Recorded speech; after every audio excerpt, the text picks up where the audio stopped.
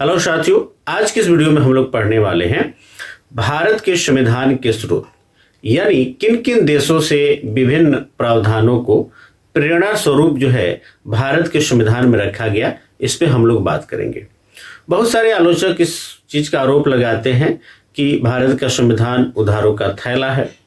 ये भी कहते हैं कि भारत का संविधान जो है अन्य देशों के संविधान का कॉपी पेस्ट है। इस बात का भी लोग आरोप लगाते हैं कि भारत का संविधान भारत शासन अधिनियम 1935 की नकल है।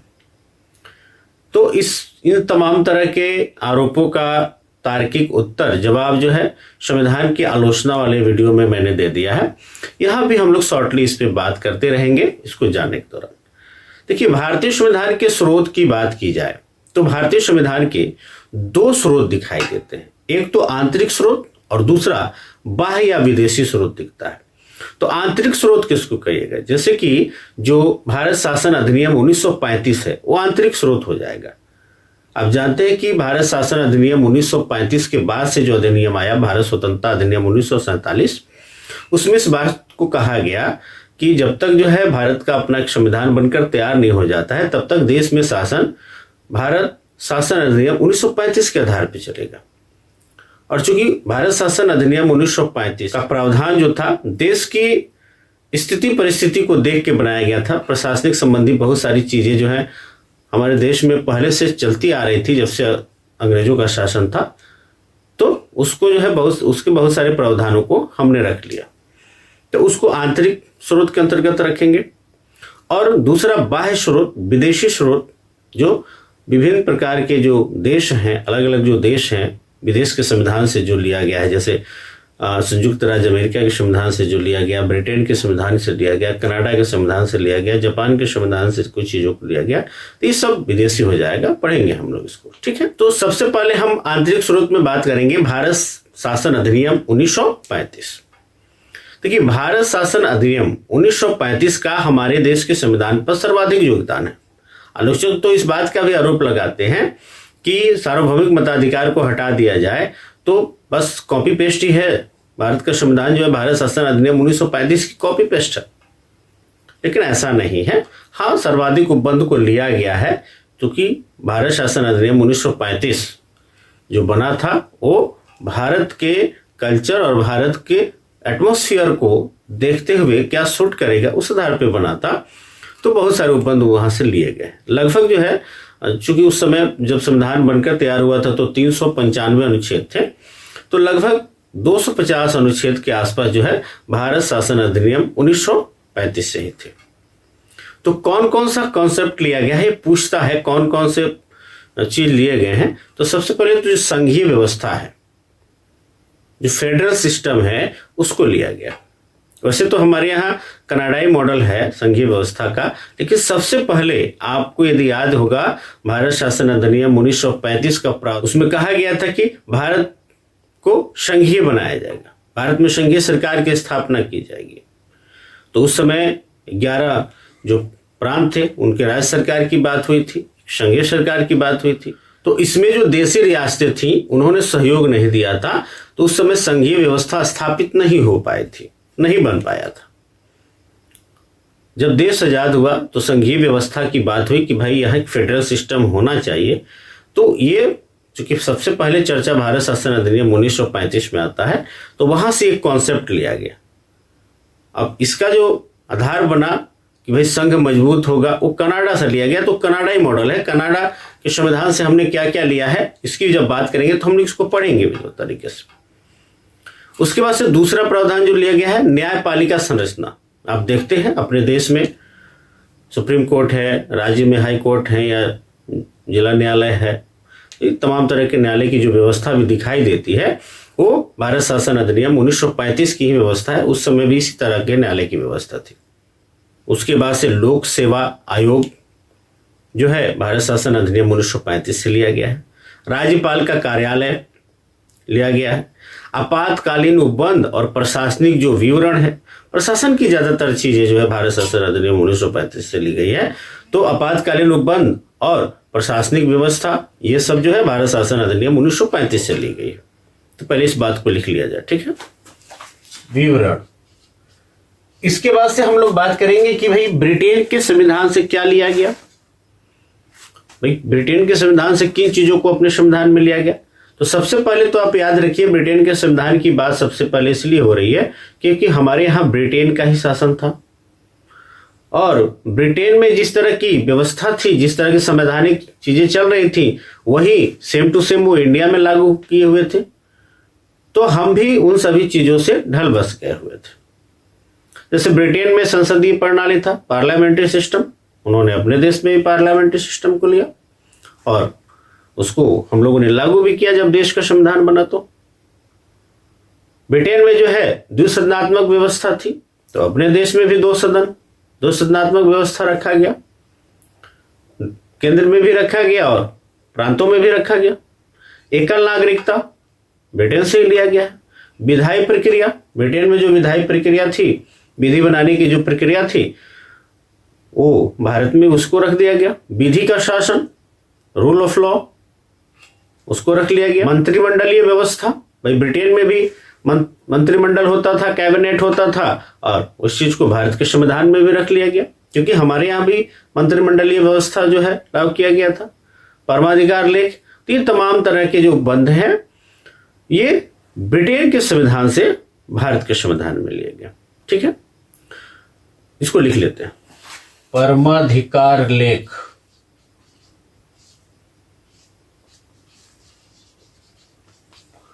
इसके बाद हम लोग बात करेंगे कि भाई अमेरिका के संविधान से क्या लिया गया। जो संयुक्त राज्य अमेरिका है, यूएसए है, उसके संविधान से कौन कौन सी चीजें जो है भारतीय संविधान में ली गई। तो आप इस बात से अवगत हैं कि अमेरिका का संविधान जो है दुनिया का पहला लिखित संविधान है और उसके बाद से जितने भी देशों ने संविधान को लिखा, बहुत सारी चीजों को जो है कॉपी किया, बहुत सारे विचारों को उन्होंने अपने देश के संविधान में रखा। जैसे अमेरिका के संविधान में प्रस्तावना का कॉन्सेप्ट है, प्रस्तावना है, प्रेम्बल मिलता है, तो अपने देश में भी प्रस्तावना को रखा गया, प्रस्तावना का विचार रखा गया। भाई अमेरिका का प्रस्तावना जो है we the people of America से शुरू होता है, अपने यहाँ भी होता है we the people of India, लेकिन टोटली जो है अमेरिका का प्रस्तावना ही कॉपी पेस्ट कर लिया गया है, ऐसी बात नहीं है। हाँ, अमेरिका के संविधान में प्रस्तावना है तो अपने देश में भी ऐसा हुआ कि भाई हमारे देश में भी प्रस्तावना होना चाहिए, तो वो विचार लिया गया।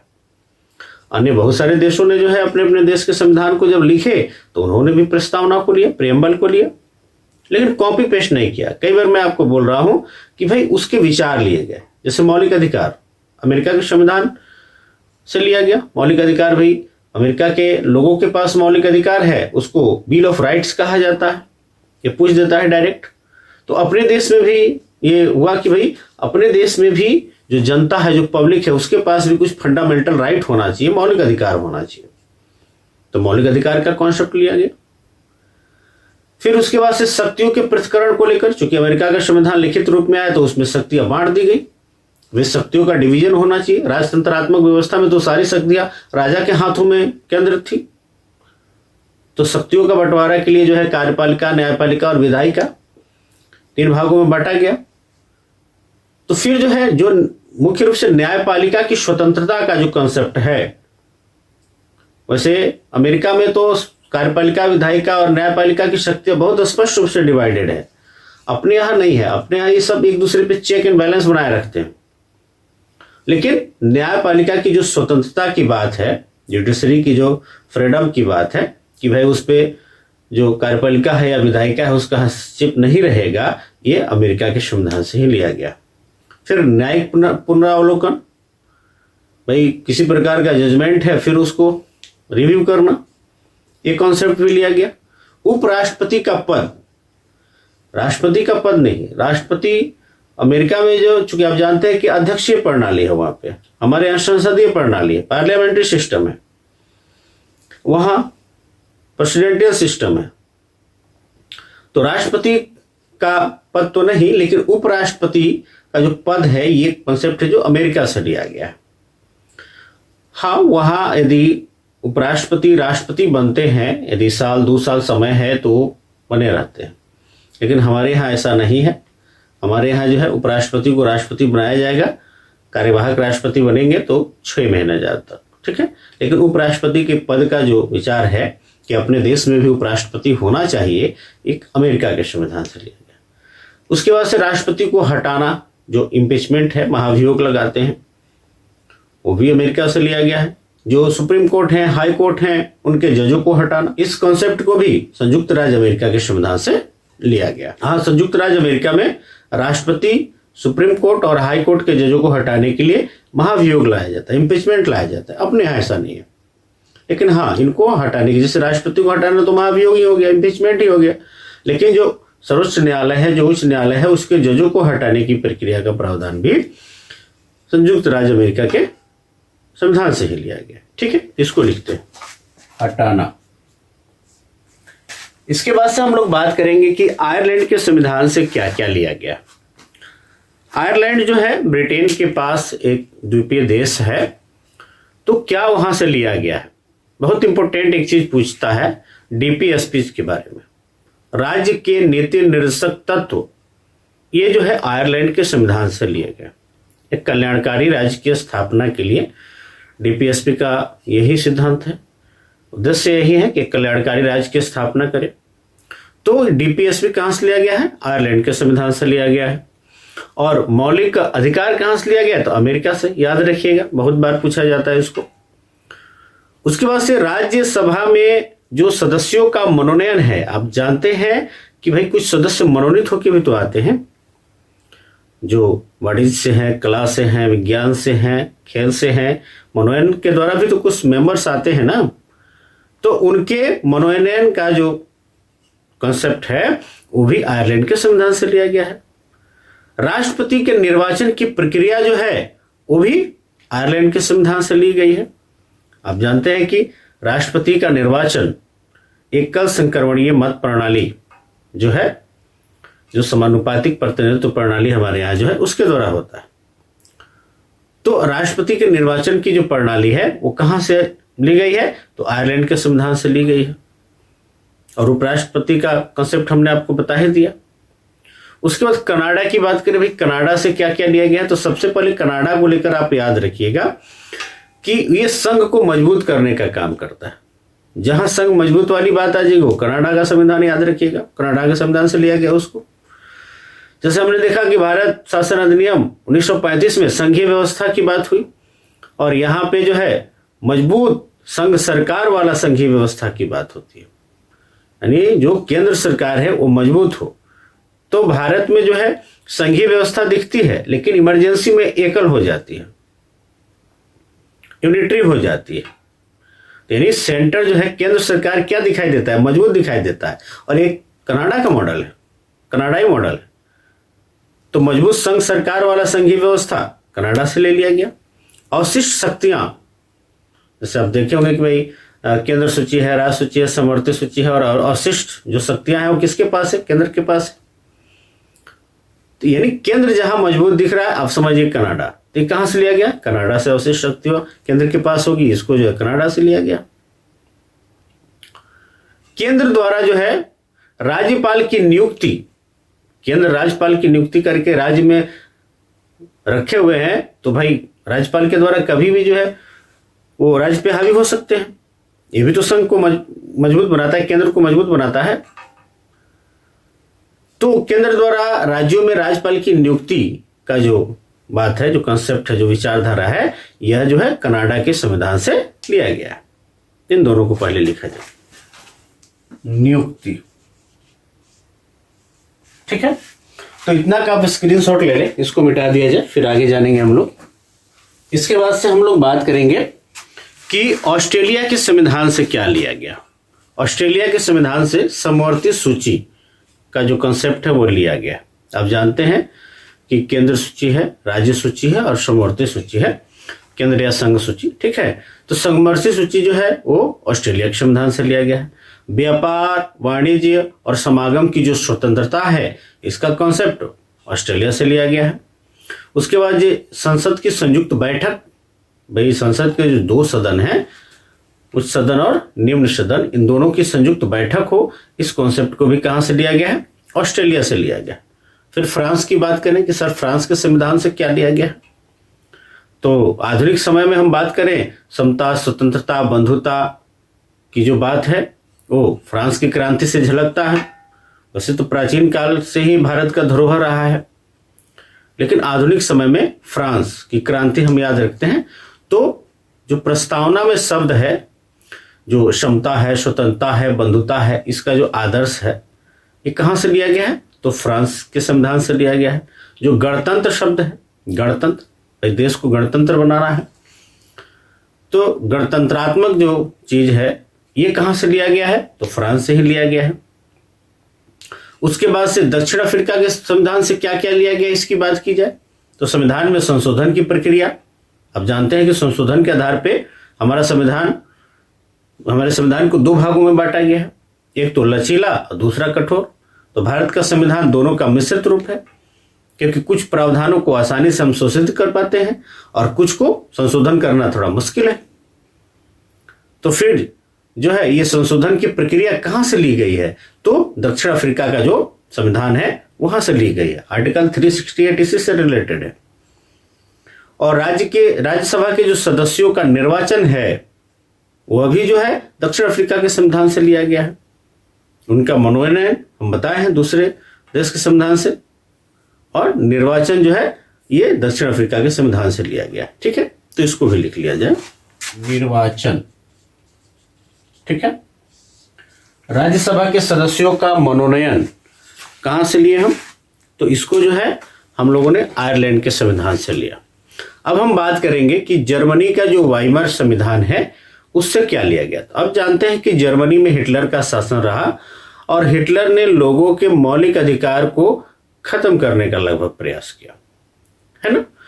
तो जब भी इमरजेंसी के टाइम में मौलिक अधिकारों का निलंबन या स्थगन की बात होती है तो फिर याद आपको आना चाहिए कि जर्मनी के वाइमर संविधान से लिया गया।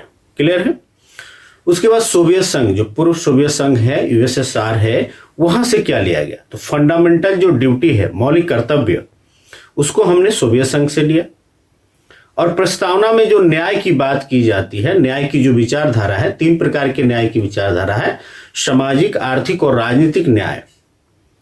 तो यह भी जो है सोवियत संघ के संविधान से लिया गया। जापान के संविधान से क्या लिया गया है? तो जापान के संविधान से विधि द्वारा स्थापित प्रक्रिया को लिया गया है। विधि का शासन, ब्रिटेन का संविधान याद रखिएगा।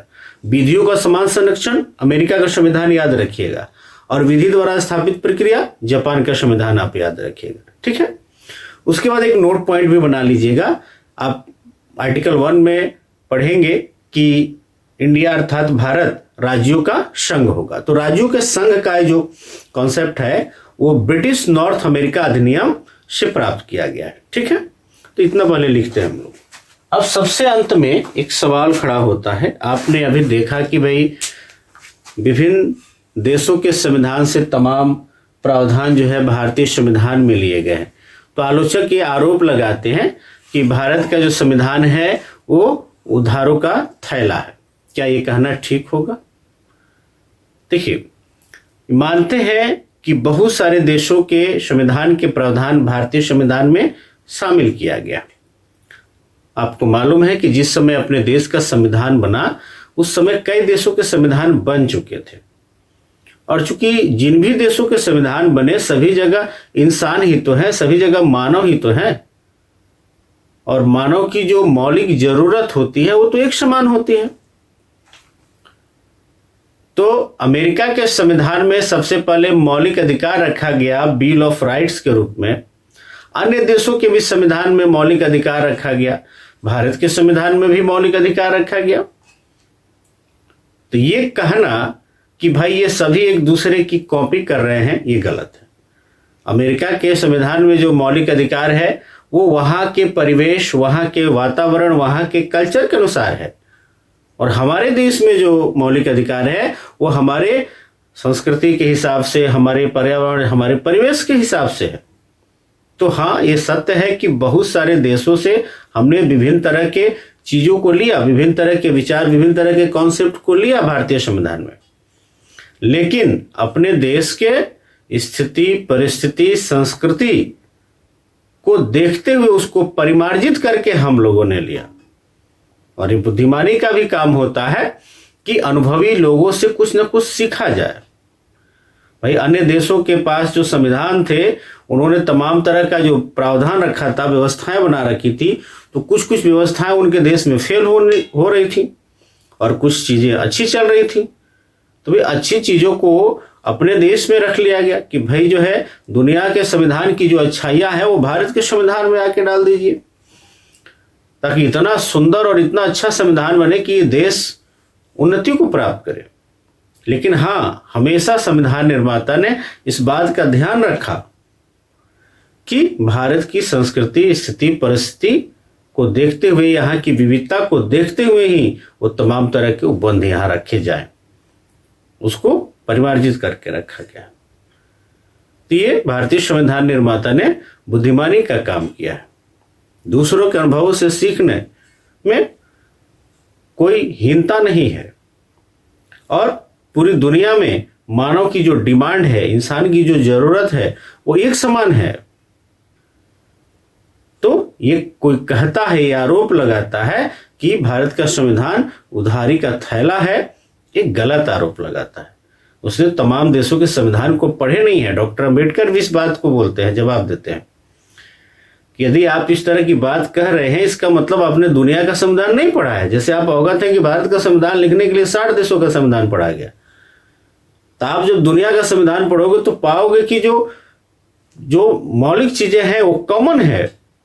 समता, समानता, बंधुता की बात की जाए, स्वतंत्रता की बात की जाए, उसके बाद से जो है आप देखेंगे भाई मौलिक कर्तव्य हैं, मौलिक अधिकार हैं। मौलिक अधिकार है तो मौलिक कर्तव्य भी होना चाहिए। फिर जो है डीपीएसपी भी राज्य को दिया गया, राज्य के नीति निश्चय तत्व, कि भाई लोगों के उन्नति उत्थान के लिए राज्य जो है अपनी स्थिति को देखते हुए, अपने आर्थिक कोष को देखते हुए जो है उस तरह का प्रयास करता रहे।